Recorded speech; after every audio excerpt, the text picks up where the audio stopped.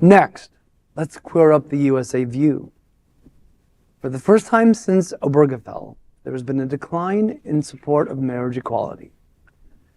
The gap between the Republican Party and the broader United States on LGBTQ+ rights continues to widen. According to a recent Gallup survey, more than 2/3 of Americans, 69%, support marriage equality, although this represents a slight decline from the record high 71% seen in 2022 and 2023.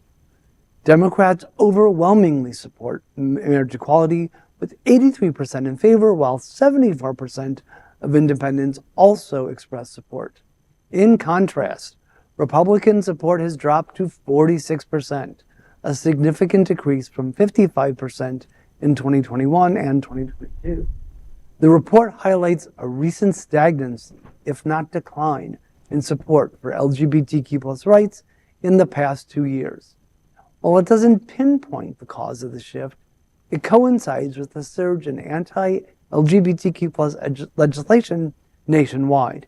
In 2023, more than 550 bills targeting LGBTQ+ rights were introduced, with 80 enacted into law. By mid-2024, 523 bills have been introduced, resulting in 39 laws passed.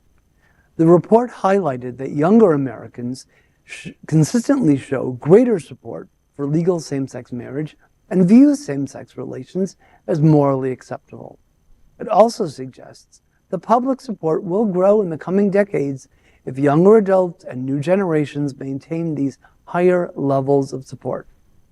In other words, once the geezers are gone, then I suppose that's better. But we have so many deplorable and loathsome people to thank for this, including sexual predator and felon Trump, our very own governor death sentence and his broodmare Casey, and new inmate Steve Gin Blossoms Bannon. Good luck with those DTs, Bannon, as well as the Hateful Heritage Foundation and those doing their bidding.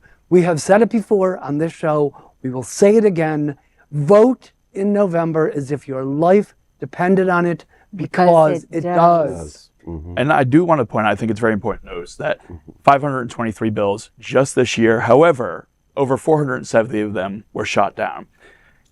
The will of the people is still generally on our side. And even this, Republicans have become a very vocal minority, and they're scaring off the independents. Mm-hmm. They're scaring off the moderate community, which is most of our country. And the rhetoric is so based in lies and fear, and people are recognizing that, except for the people who thrive off of it. Mm-hmm. And people don't realize I am a person who was straight married, and I am a person who is gay married. I am still the same person.